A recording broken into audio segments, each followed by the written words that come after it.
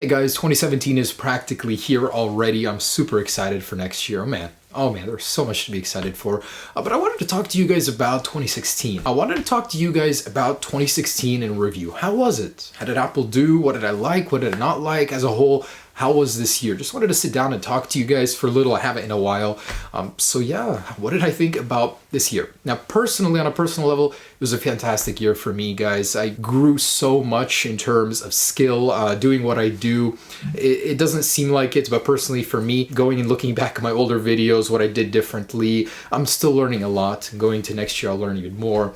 But it was a great year for personal growth. Now, product-wise, so getting into Apple stuff, we started the year off with iOS 9, some of the later firmwares, before going into iOS 10, and I wanted to mention Night Shift. So iOS 9.3 introduced Night Shift. I love this feature, still use it to this day. It's basically a ripoff of f.lux, but I'm glad Apple did bring it over. So moving on, one of the biggest releases of the year was the iPhone SE. I gotta say, Apple, great job. This was a fantastic phone. It was everything the iPhone 6s was, but in a smaller frame, and I love this design. It's my second favorite to the iPhone 3G and 3GS. It's very slim, blocky, and nice. So I'm very happy Apple stuck with this and made it a lot faster. The camera's awesome. I hope Apple keeps with it. Just keep updating the same design. I don't even want anything new. It'd be nice, but this is such a timeless design, so I hope Apple does keep it for a while. But unfortunately, we won't be seeing an update for this in 2017.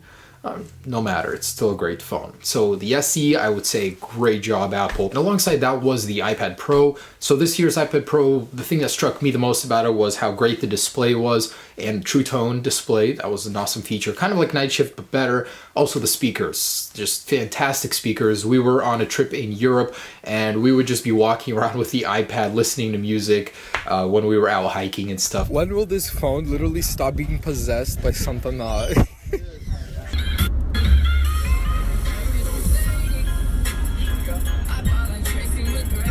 I just landed in Venice. They've got this awesome new Snapchat filter, and check this out. We're literally in the city square. Got an amazing room.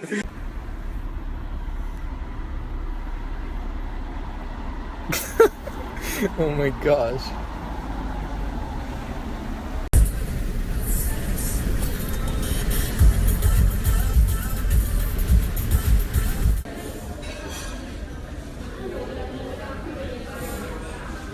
So it had so much sound in the daytime. It was amazing. I mean, iPad Pro is a fantastic release. I'd say very good job. Over last year's iPad Air 2, which was a great release too, this one was even better. So next year, the iPads should even see a much bigger release, and we'll talk about that later, but I'm very happy with the iPad side of things. I'm not happy about the iPad mini. They didn't really release a new one for whatever reason, but you know, next year they will, so we'll get to that. The 2016 MacBook, I think it's what the original one should have been, speed and battery wise.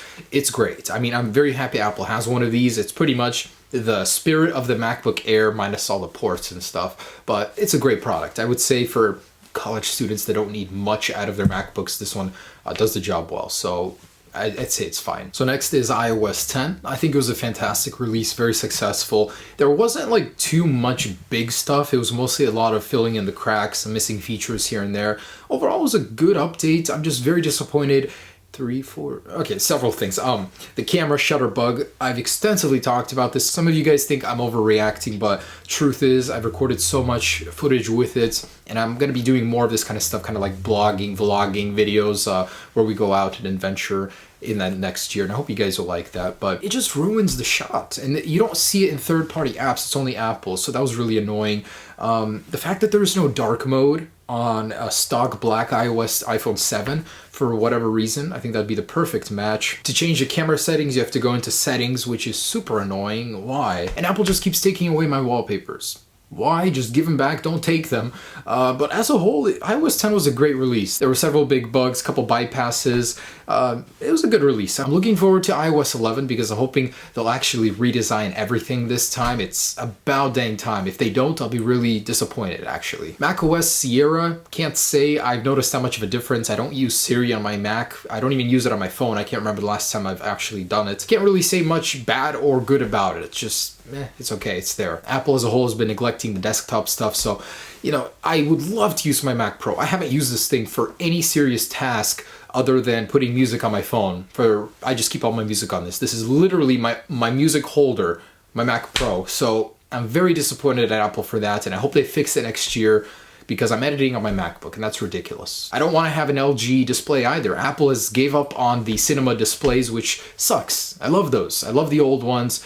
If they would release a 5K iMac-like display standalone, man, that would be a dream come true, but that's why I have an LG. Everyone always asks me, why is there an LG computer on your desk running Mac OS? It's not by choice, guys. And that brings me to the 7 and 7 Plus. So we knew almost everything there was to know about these phones from rumors, and I think that was pretty awesome. That gives me a lot of hope for the next year's iPhone because there's so much good rumors about it. But I would say overall, a pretty good release. I'm beyond floored that they actually added waterproofing. I didn't think Apple would seriously do it, let alone on both the 7 and 7 Plus. I take my phone into water, into pools and stuff. I wouldn't recommend you guys do it, but I just don't worry about it anymore because it has proved in my tests that it goes above and beyond. It actually works very well. So good job on the iPhone 7 and 7 Plus waterproofing. The cameras are fantastic. You guys know my view on that. I've recorded some videos with them. Man, fantastic. It's just that shutter bug. Gah. I wish they would fix it. What else can I say? I love the LED flash. It is so bright. There are so many times I don't have a flashlight on me. I'll just pull my phone out and use it to illuminate the way. I love that they focus on the little details like that, like upgrading the flash. So great for that. I wanted to mention a little update. So you guys remember the Xiaomi Mi Mix?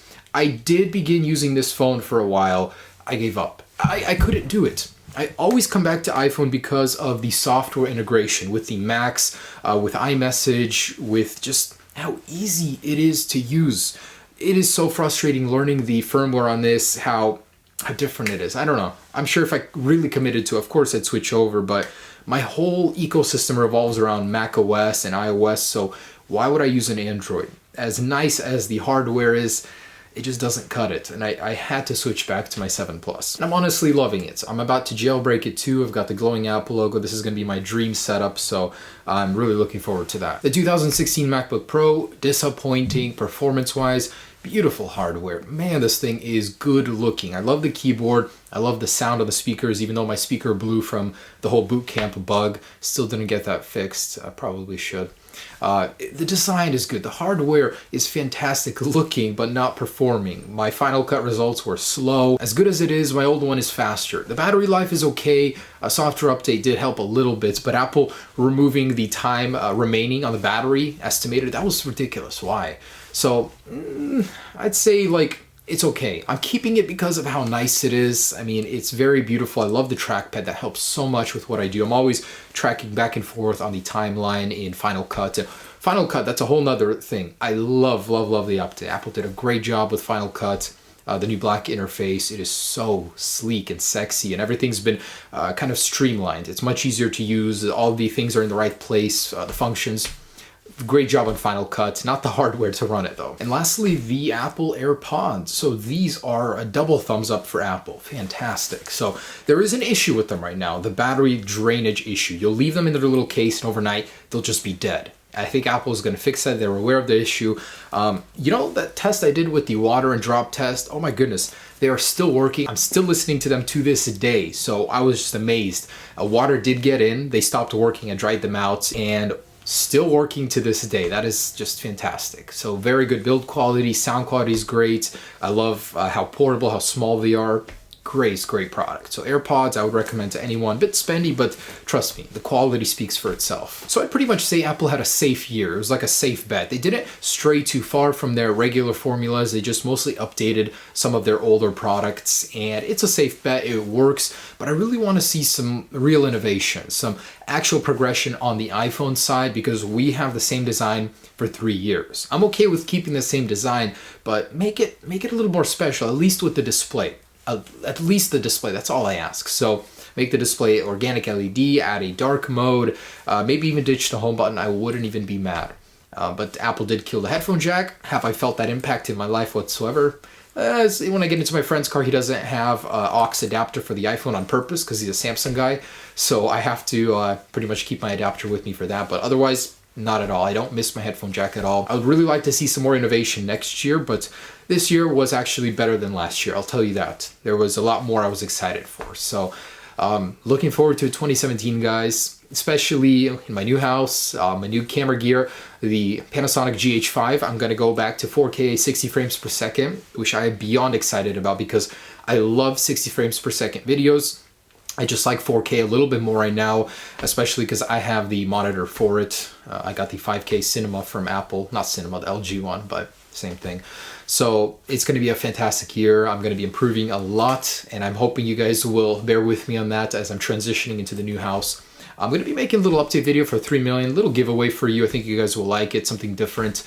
So stay tuned for that. But I just want to say have a happy new year, guys. Enjoy it. And I'm looking forward to spending 2017 making videos for you. Peace.